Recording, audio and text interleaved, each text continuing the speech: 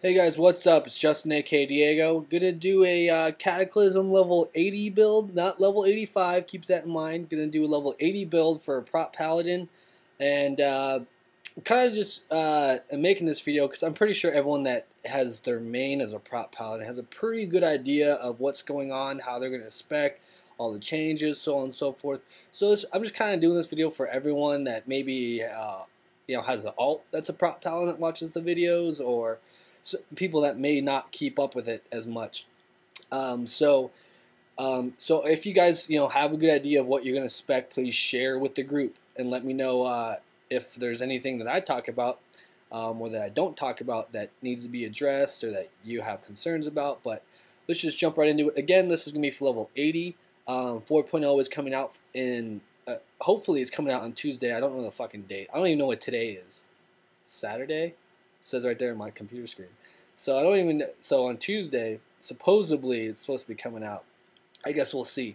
But so we're going to be level 80 for quite some time, for a couple months until Cataclysm's out, and we can actually start leveling. And so I'll do different specs once the actual Cataclysm beta or expansion comes out, and then once we're actually 85. So this is going to be for level 80, and masteries, Avengers Shield. Just pause the video if you want to read these tooltips. Vengeance, Touched by the Light, which is, stamina, and it gives you spell hit, which is cool because the old one didn't. And the same thing, spell power determined by how much strength you have. And Judgments of the Wise, if you didn't know, Spiritual Atonement's gone, so now we're going to need a Judge to get our mana back. So Judge is going to be a pretty high priority for mana regen for Prot Paladin. And then our Mastery, Divine Bulwark, increases your chance to block melee attacks by 16%. Each point of Mastery increases your chance to block by 2%. So that's that. So let's just jump right into it. We need to spend 31 points before we can even talk about the other trees. So Seals of the Pure, I would think, is the most obvious route to go. Most obvious talent out of those three. Eternal Glory, this is one that I don't really know about because I don't have a beta key and I don't have a PTR character. I haven't copied my dude over to the PTR, so I don't really know if Eternal Glory, or I mean Word of Glory, is even heals for a significant amount. And if we're going to be using it a lot, because it does heal significantly well, and it is a great way to help our healers conserve mana and stuff, it's probably gonna be a good route to go because Divinity still isn't the best way to go for survivability. If you guys don't know this, I've always said this. It doesn't increase all the healing. Yes, it does say it increases all the healing done to you. But if you're at full health, you're not receiving any extra healing because you're at full health. So I can't drive that point home anymore. It only works for effective healing. This means heals that would not top you off otherwise without Divinity. So if you're sitting at 10,000 health and you're about to die, any heal that is not an overheal gets benefit from Divinity. So, but if you're missing 5k health and you get healed for 10k before Divinity, after Divinity it's like what, 10.5, 10.9, 10, 11,000. So it still would have overhealed you with Divinity or without Divinity. So it's only effective healing is what I'm saying. So it's still not the best way to increase survivability. Yes, it does increase your survivability, but I mean it's just it's still, you still want to tiptoe around it. Be careful around it. So I mean, but Eternal Glory and Word of Glory, me not personally having any testing with it, I don't know if it's going to be viable. So I'm just going to assume that it's not. I'm going to assume that we're not going to want to use Holy Power to heal ourselves unless we're soloing shit. Then it's completely different. But we're talking about, actual rating and stuff. So I'm just going to put them in Divinity and say, fuck you, Eternal Glory. Toughness is pretty obvious. Judgments of the Just, pretty obvious. Improved Hammer Justice is just like it was before. It's a utility talent. It's very situational and it's more so PvP based, but it's not really good for PvE. Sanctuary, gotta get crit immune, that's obvious, and I would think Wrath of Lightbringer is pretty obvious because damage increases your damage on two I would assume they're major abilities, and obviously crit chance for Holy Wrath. Crit, not really that big of a deal, but damage on Crusader Strike and Judgment, pretty big deal. So Shield of Righteousness, pretty obvious. Grand Crusader, that's pretty obvious, I would think. If you guys want to just read these tool tips, just feel free to pause the video.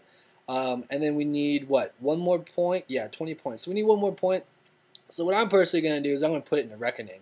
I really don't think Hollow Ground is going to be viable. Here's why. It's at 2 points, it's 40% damage. At 1 point, it's 20% damage. And obviously it reduces your mana on Consecration. But here's the thing, it's a 30-second cooldown, so you're not going to be using it as much as you would. So you're not going to be just starved of mana because it's not a 9-second cooldown or a 10-second cooldown. So it's 20 or 40% damage on Consecrate. I really don't think, depending on, I don't know if they've changed the numbers and they've gone in and tweaked how much Consecrate damage does, but I really don't think it's going to do that much more damage with it talented. So, and everyone's going to be like, well, you could do better AoE threat. Yeah, but Consecrate alone isn't enough to hold AoE threat.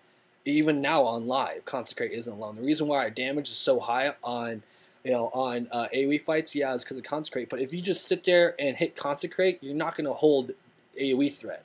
You're not going to be able to hold 5 mobs on you. No, it's because you're doing everything else. You're doing a 969 rotation. That's why your AoE threat's so good. So keeping that in mind, I really don't think. I think without it, you'll still be able to do fine on fights maybe with heavy, intense AoE. It would be better. But me personally, I don't give a shit about trash because they don't drop epics for the most of the time, unless you're trying to farm for epics on trash, which is a pretty bad way, or farming rep still. I don't know who needs rep still, not me. But so I just put it in Reckoning because I really don't think the damage buff is going to justify those talent points.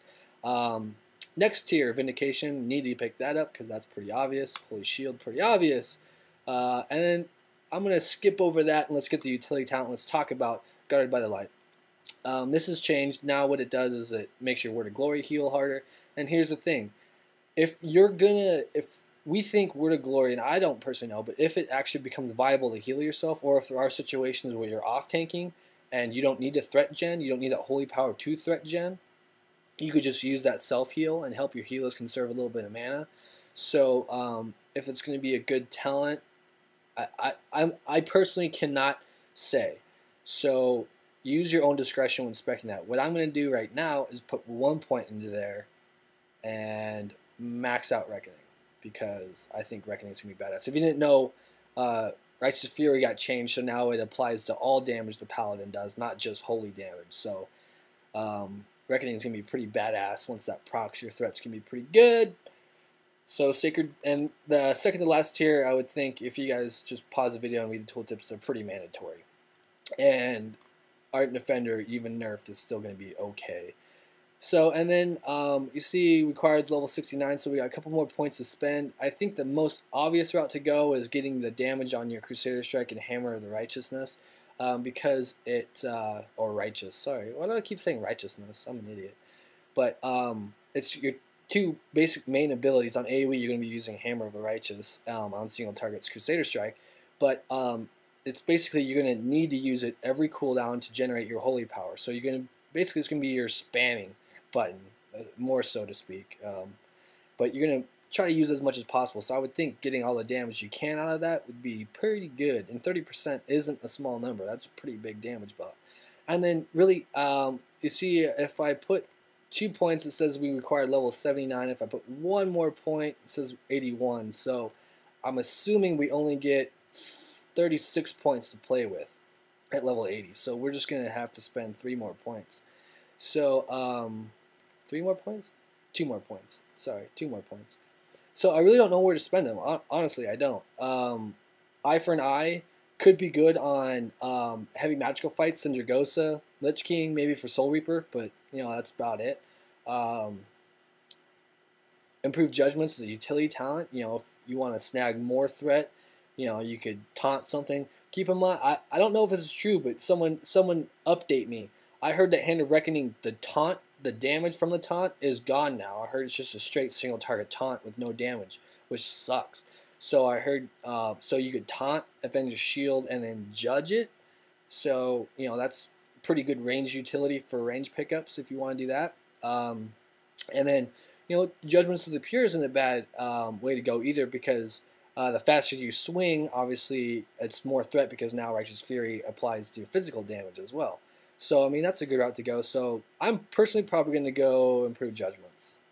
just for the time being. Or maybe just one in improved judgments and one in there to get a little bit more threat. If you want like a really probably even more threat, you could probably do 2 into there or something around that nature. I mean, or even if you wanted to, I mean, you could max out guard by the light. I mean, there's a lot of options to go with those last 2 points, guys. So I mean, feel free to try it out for yourself, those last 2 points. But pretty much, I'm going to stick with this. Let's just clear this out and put those 2 points in there. I'm pretty much going to stick with this in the prot tree. That's pretty much what I'm going to do. And I'll give you guys feedback once obviously 4.0 comes out and how I feel about it. But other than that, that should be a good handle, a good starting point. Keep in mind, try out your own specs. I mean, we're all different, so excuse me. Feel free to spec however you personally want to spec. And I'll go over glyphs in another video because you get 3 more and they have changed. So we'll talk about those later. I'll probably talk about those after 4.0 come out because I don't really know how up to date these are, and I don't really want to give any misinformation. So that's basically it, guys, and that's it. That's all I got. Peace out.